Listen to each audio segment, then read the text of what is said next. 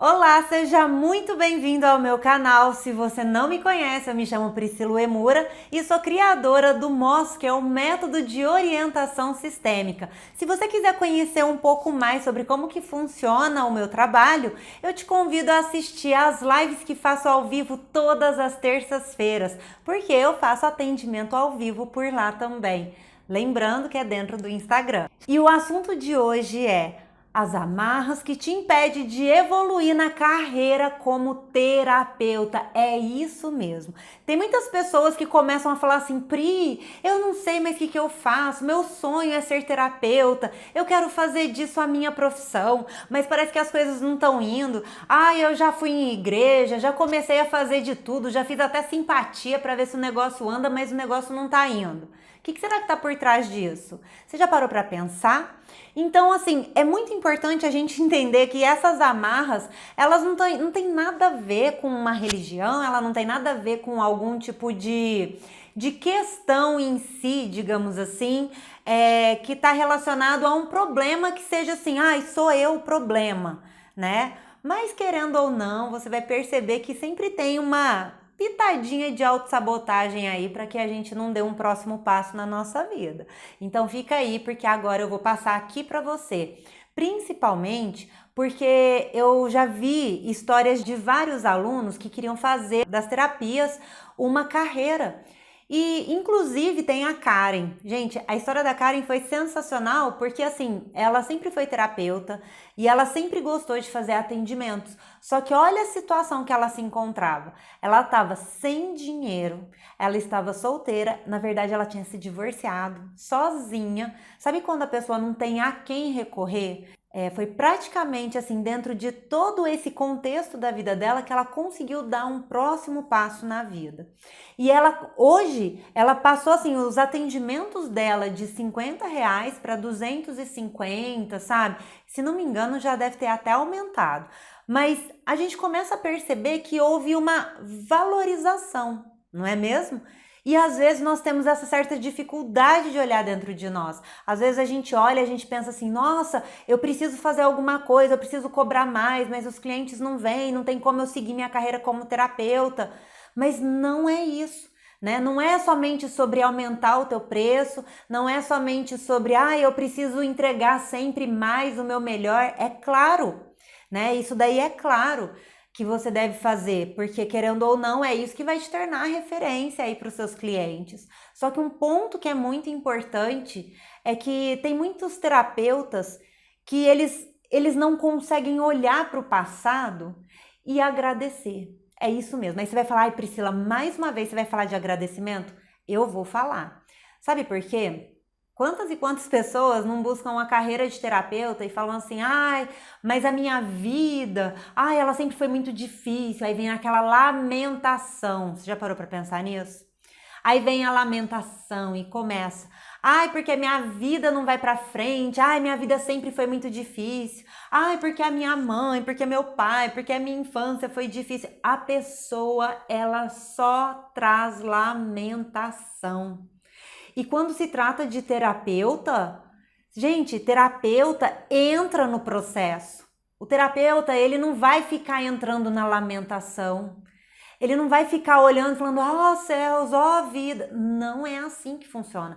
Tanto é que, eu não sei se você já percebeu, se você é terapeuta hoje, provavelmente você vai até concordar comigo, porque parece que é a vida que nos torna terapeuta.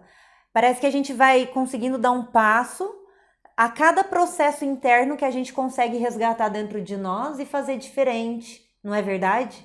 Então, quantas e quantas vezes a gente não se pega ali na lamentação ou reclamando do que foi, ao invés de olhar para o passado e falar assim: não, aquilo que aconteceu foi foi um grande aprendizado na minha vida. Ao invés de olhar para o passado e começar a agradecer. Só que não. Ainda entra naquele lugar da arrogância interna, porque, gente, se você parar para pensar, é uma linha muito tênue entre querer dizer assim: olha, eu olho com humildade, né, para o meu passado e eu reconheço que tudo aquilo que aconteceu na minha vida foi um grande aprendizado, ou a gente percebe também a arrogância, né? Porque a gente tem que perceber se não está sendo deturpado, porque às vezes olha para o passado e fala, não, aquilo lá eu já deixei para lá, né? Então a gente percebe essa diferença. A gente vê que não existe alguma coisa ali que foi bem resolvida, sabe? E querendo ou não, os clientes eles vão perceber isso. Então não vai importar aí você fazer 1 milhão de conteúdos, querer entregar para o teu cliente, sendo que você ainda olha para o passado, ainda está trazendo lamentações. Ou que de repente está olhando para o passado e ainda está trazendo essa arrogância oculta, disfarçada de humildade, sabe? É mais ou menos aquilo que eu costumo dizer nas minhas lives de terça, né? Eu costumo dizer assim, gente, é fácil a gente olhar para o passado e falar assim, não, perdoa, né, o fulano, mais ou menos assim, perdoa o fulano, porque você vai mostrar que você é muito melhor do que ele, né? Então a gente olha para o passado e fala, não, eu vou perdoar tudo que aconteceu no meu passado, todas as pessoas, porque eu vou mostrar que a partir de agora eu serei melhor do que aquilo. Não é nesse ar da arrogância, a gente olha com humildade. Entende? A gente olha com carinho, com respeito para aquilo que aconteceu e fala assim, não, a partir de hoje eu reconheço que tudo isso que aconteceu foi para o meu crescimento interno, foi para que eu pudesse aprender e fazer algo de bom. E foi graças a todo esse caminho que foi trilhado até aqui que eu consigo ajudar outras pessoas. Então isso é um ponto extremamente importante de você começar a observar. Como que você está olhando para o teu passado? Aí você fala, não, Pri, eu estou olhando com carinho. Ok, mas nós temos várias áreas na nossa vida. Nós temos a área amorosa, nós temos a área profissional, nós temos a área familiar, a nossa família atual, se acaso você for casado, tiver filhos, ou a família de origem, que são os pais, os avós. Como que está a sua relação com eles? Porque querendo ou não, a nossa profissão como terapeutas, nós estaremos lidando com outras vidas. É uma relação. Como que você está se relacionando com o dinheiro? Olha que coisa profunda.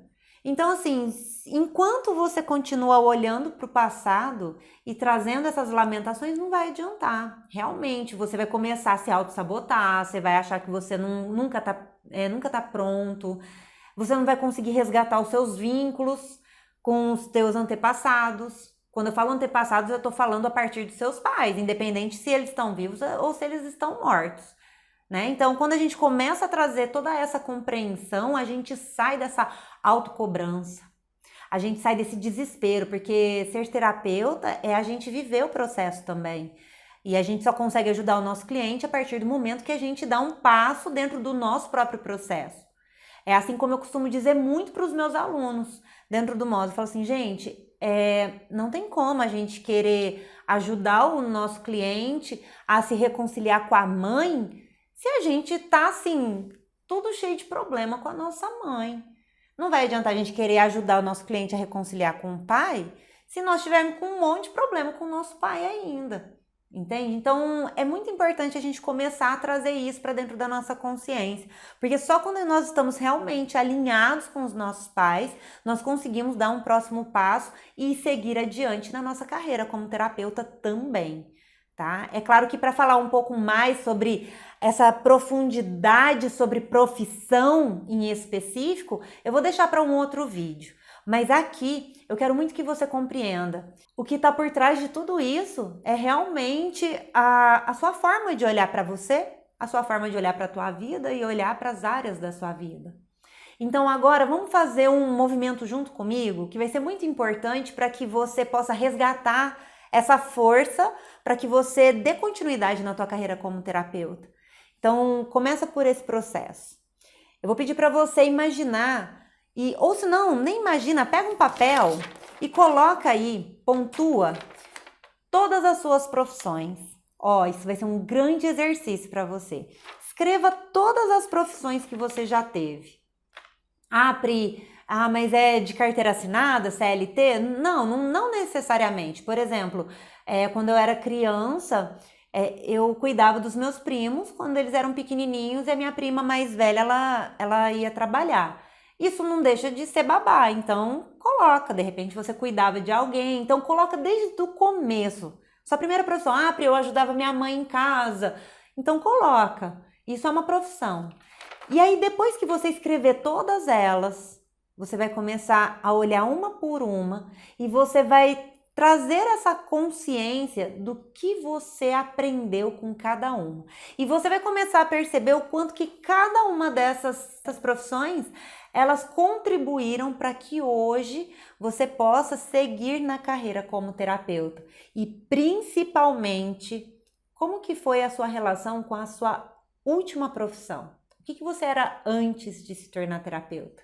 Existia alguma profissão aí? De repente está faltando você olhar para ela. Então lembra, enquanto a gente não coloca ordem e a gente coloca cada coisa no seu devido lugar, até mesmo nas nossas profissões, nós vamos ter dificuldade de resgatar essa força para seguir adiante. E aí, o que você achou desse conteúdo? Aproveita, já dá um like aqui, compartilha com mais pessoas que você ama e que está precisando também desse empurrãozinho aqui de buscar essa força para seguir adiante na carreira como terapeuta. Um beijo para você e até o próximo vídeo.